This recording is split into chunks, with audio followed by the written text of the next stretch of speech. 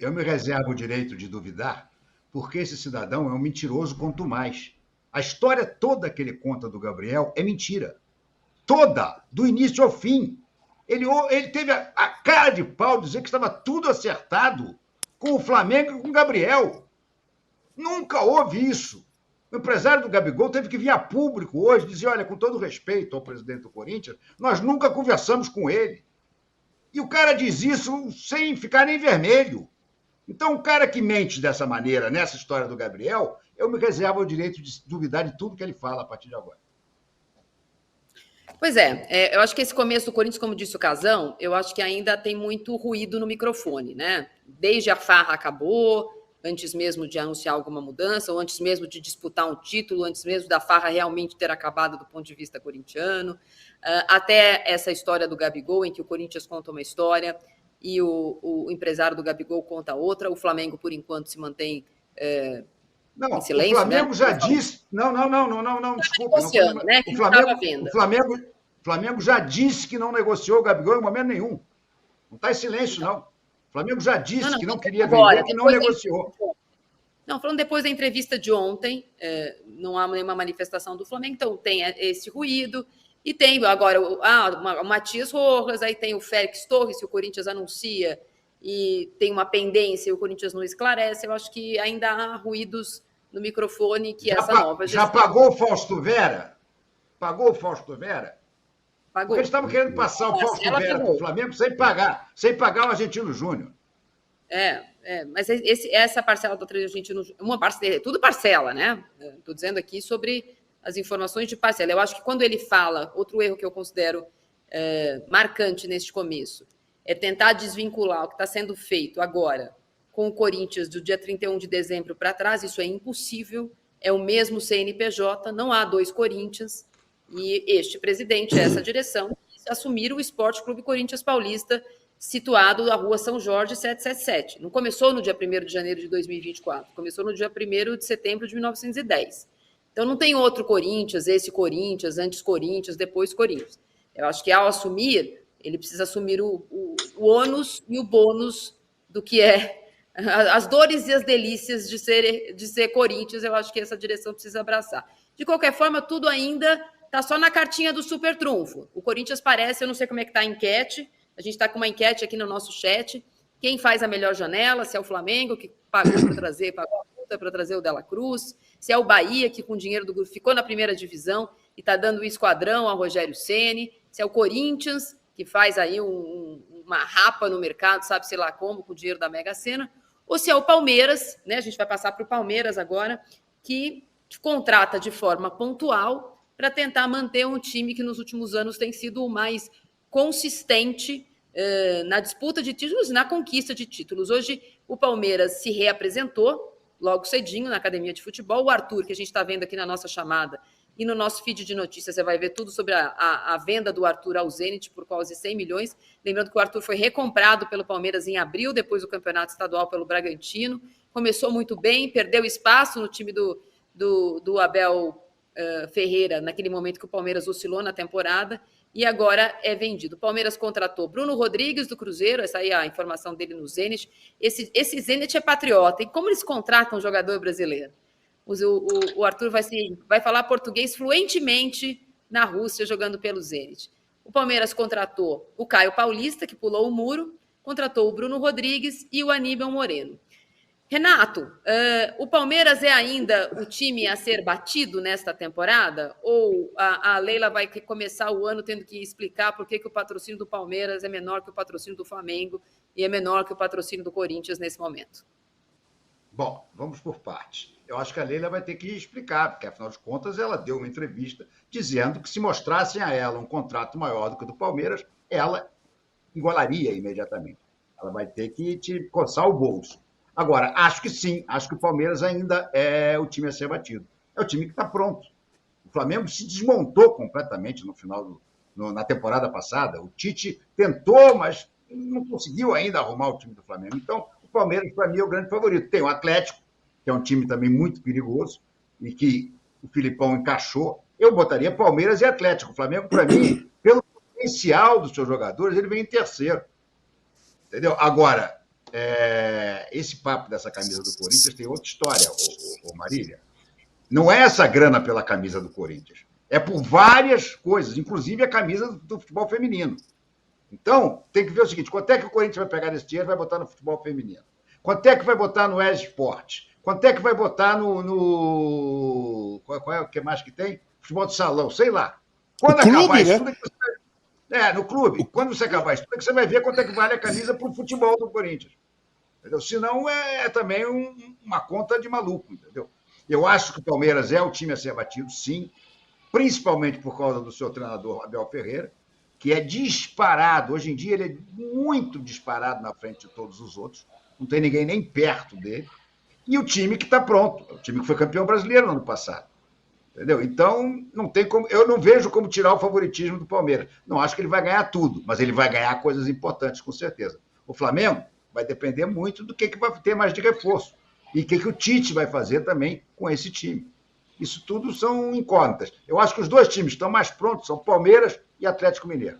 Esses dois entram na temporada, para mim, como principais favoritos de todos os campeonatos disputados. Em segundo plano, eu ainda boto Fluminense e Internacional.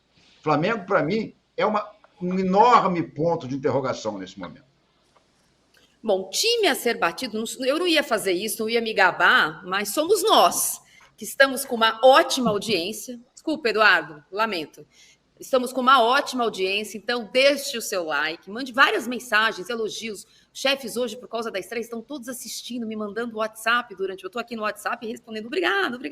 É para os chefes. Então deixe o seu like, faz sua inscrição, por favor, e se lembre que às 18 horas agora, o fim de papo, sou sempre eu. Vou repetir isso até ele acreditar. Meu fiel escudeiro, Renato Maurício Prado, todo dia às 18 horas. E o casting de craques do UOL, como Walter Casagrande Júnior, Marco Antônio Rodrigues e todos que preferirem a mim, ao Eduardo, às 9 da manhã. Ninguém gosta de acordar cedo aqui, portanto, este programa será sempre mais estrelado. Eu estou com uma parcial da enquete aqui. Quem faz a melhor janela até aqui? O Flamengo, que contratou Dela Cruz, 19%. O Palmeiras com reforços pontuais, 7%. E o pessoal do Palmeiras está bravo com a Leila.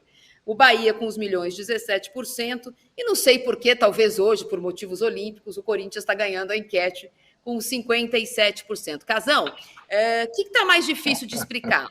O Palmeiras termina o ano campeão brasileiro, é verdade, feliz, mas com aquele enrosco. Será que o Abel vai ficar? Não vai ficar? Vieram os milhões do Catar, vai ter uma reunião. No final, a Leila consegue que ele fique. Consegue e ele fica. Diz que vai ficar mais um ano, pelo menos até o final do ano que vem. Mas ele quer mais jogador, ele quer que troque o gramado do Allianz Parque, ele faz lá a sua lista de seus pedidos de Papai Noel. Até agora ele ganhou 3. Antes mesmo da temporada acabar, chegou um volante, né? Para o Danilo, que tinha saído no começo do ano passado. Chegou o Aníbal Moreno, já estava treinando. Chegou o Caio Paulista. Esse, para mim, é uma incógnita, né? Porque o lado esquerdo do Palmeiras parece bem resolvido com o Piquerez e Vanderlan. Mas o Caio Paulista é uma boa contratação. E também o Bruno Rodrigues, do Cruzeiro, que é o primeiro reforço para o ataque do Palmeiras. Você enxerga o Palmeiras com a mesma força? Ou com aquela nossa conversa no final do ano, que parece que o Palmeiras tinha dado o último suspiro, sabe? O último canto do cisne, com aquele modelo de pouco elenco curto, com os mesmos jogadores. Você acha que é pouca? 7% acha só que o mercado do Palmeiras foi bom até aqui. Então, primeiro, assim, eu nunca achei que o Abel fosse sair. Nunca achei que o Abel fosse sair, mesmo com aquele caminhão de dinheiro. Porque o Abel, pelo menos o que ele mostrou para as pessoas até agora, desde quando ele chegou, é ambição de título. Ambição de querer ganhar, de querer fazer um trabalho em campeonatos importantes. Eu acho que não era o momento na cabeça dele ir para o Catar, tanto que ele não foi, né? Não foi, ia ficar aí. Eu não tinha a mínima dúvida que ele ia ficar. Eu acho que o Palmeiras é aquele que está se mexendo melhor na janela. Porque é um time bicampeão brasileiro, bicampeão paulista, bicampeão da Libertadores, fora Supercopa, Recopa, essas coisas todas. Então, o Palmeiras precisa só de contratações pontuais. Ou então um grande jogador. Ou um grande jogador que chega para abafar, tipo Soares, como foi lá no Grêmio, né? Chega e um cara super conhecido, um cara campeão, um cara de Copa do Mundo, um cara assim, sabe, importante aqui na América do Sul. Ou então, é isso mesmo, contratar jogadores para compor o elenco, para entrar numa posição, para dividir. O Caio Paulista, eu desconfio que o Vanderlan pode ir embora. Né? Já contratou um lateral esquerdo antes, né? Para não correr o risco de repente, dar certo uma venda do Vanderlan e ficar só com o Piquerez e desesperado no mercado correndo atrás. Então, eu acho que essa vinda do Caio Paulista, na minha opinião, muito mal feita, na minha opinião, muito estranha, né, eticamente falando. Deselegante, pelo menos. Do Palmeiras, nada. Do São Paulo, nada, na minha opinião. O São Paulo errou e não fazer uma proposta ali e pegar o cara. Fora isso, agora, ali no meinho, o mais interessado de todos é o empresário a ganhar dinheiro, né? E eu acho que ali não foi legal, tanto que não ficou bem pro Caio Paulista. Eu até escrevi no UOL, cara, sobrou pro Caio Paulista? Quer dizer, o empresário dele pode ir jantar, pode passear pro São Paulo, pode ir no carnaval, que não tem problema nenhum. Agora, o Caio Paulista, se ele passar na região sul de São Paulo, ele está complicado porque a torcida do São Paulo está revoltada com ele. Então eu achei assim uma contratação para quebrar o problema de se o Vanderlan for embora. Então, como o Palmeiras é super campeão nos últimos 3 anos, eu acho que as contratações têm que ser pontuais ou então um grande nome, como eu falei. Então, para mim, quem está se mexendo melhor no mercado é o Palmeiras, que acabou de ser bicampeão brasileiro. O que o Palmeiras precisa? Só se ele contratar o Haaland. Só se ele contratar, sabe, o Bellingham, sabe? Porque o Palmeiras aqui na América do Sul, ele domina completamente. Faz 3 anos que ele domina. Se não ganha a Libertadores, ele ganha 2 brasileiros. Quando não ganha a Libertadores brasileira, é Copa do Brasil. Enfim, é o time que está se mexendo melhor e mais tranquilo. Agora, essa questão da camisa do Corinthians, o valor, vai ter cobrança na Leila, sim. Aí vai ter cobrança. Mas não é a cobrança do time, é cobrança em cima do valor da camisa do Palmeiras, que também é uma camisa importantíssima, uma camisa pesada, uma camisa que ganhou mais títulos que todo mundo nos últimos 3 anos. Não pode ter um patrocínio muito abaixo. Ok, não estou levando em consideração a popularidade de Corinthians e Flamengo, que é maior que todos. Mas, cara, a camisa que dá mais títulos nos últimos 3 anos é a camisa do Palmeiras. Aquela que vai aparecer mais na televisão, aquela que provavelmente vai chegar em finais ou semifinais, é do Palmeiras. Então eu acho que tem que ter um patrocínio melhor, uma grana melhor. Né? E o patrocínio é ela mesmo, né? O patrocínio é ela mesmo, né? A gente volta naquela conversa que antes era a tia Leila e agora virou a bruxa Leila, tem até um pouco de misoginia envolvida na história. Quando ela era só patrocinadora, queriam que ela fosse conselheira. Quando ela era só patrocinadora e conselheira, ela foi aclamada presidente do Palmeiras. E a partir do momento que ela virou presidente do Palmeiras, eu estou falando para a comunidade, tá? Não estou falando para nós críticos. Isso virou um problema, né? O que era claramente um conflito de interesses pela Marília, presidente, Marília, patrocinadora, credora. Eu acho a Leila ótima. Eu também. Eu acho a Leila uma grande presidente de clube. Eu acho a Leila fala o que tem que falar, muitas coisas, às vezes ela exagera, mais banca, sabe? Dá entrevista e fala aquilo que tem que falar na cabeça dela e tá fazendo o Palmeiras, esse Palmeiras aí. Então, para mim, a melhor presidente de clube no Brasil é a Leila. Para mim, a Leila é a melhor presidente de clube do Brasil. Não, eu acho que essa explicação que ela vai ter que dar, e eventualmente ela não vai conseguir fugir dessa pergunta na primeira vez que ela vier a público, ou dar uma entrevista, ou aparecer em algum lugar, porque quando ela dá aquela entrevista que é desastrosa, com críticas que são muito razoáveis, que foram feitas ao que ela falou em outubro, a gente tem que lembrar o contexto que ela falou aquilo, né? Ela chama uma coletiva depois de ter sido ameaçada, de ter ido à polícia, de ter tido as suas empresas pichadas, de ter tido que entrar com um processo para afastar com distância regulamentar torcedores dela, depois ela tem que fechar as redes sociais, ela chama uma coletiva, e na coletiva ela se perde, fala umas coisas que ela não deveria ter falado, e por isso recebeu críticas justificáveis. Quando ela fala da camisa do Corinthians, é quando ela é perguntada por uma pessoa que está de um canal segmentado, numa semana em que o Palmeiras havia sido eliminado da Libertadores, o Corinthians tinha perdido para o Fortaleza, e o Corinthians anuncia ali no meio da sua eleição um contrato pontual de camisa, eventualmente dando ao Corinthians uma camisa que então valeria 123 milhões de reais. E ela responde, como ela sempre responde, talvez na defensiva, ou já atacando, contra-atacando, dizendo, então você me prova que é de 123 milhões que eu pago também. Já era mais cara a camisa do Corinthians no ano passado, ela não ficou mais cara esse ano, para fazer a comparação rasa, né? Que eu acho rasa essa comparação. Então, é claro que ela vai ter que explicar, mas acho que vai ser mais difícil ela explicar, Bodão, e aí eu vou passar a bola para você sobre o Palmeiras ser o time a ser batido, e tá aqui lanterninha da nossa enquete. Entre na enquete, vote, dê mais likes. Eduardo Tironi tá assistindo, porque ele não larga o osso, entendeu? Eu puxei o tapete dele, ele mandou mensagem para mim, estou te assistindo, porque esse programa das 18 horas é melhor que o das 9. Então, até ele assiste aqui para pegar cópia para o das 9. Mas dê mais likes, dê mais visibilidade a esse programa, para ele ficar assim, ó, roendo a unha. O Palmeiras faz contratações pontuais, Bodão, é verdade. Nos últimos anos, o Palmeiras não perdeu ninguém. E esse ano, o Palmeiras tem uma ampulheta em cima da mesa. O Endrick vai embora. Perdeu. Palmeiras perdeu gente boa, gente. Sim, mas não perdeu o seu grande jogador. Dessa vez o ano começa... Perdeu não, os sim, dois melhores jogadores, Danilo. Danilo e Scarpa. Não, sim, mas agora, Renato, tem lá uma ampulheta para perda, talvez, do maior fenômeno dos últimos tempos do futebol brasileiro, que é o Endrick.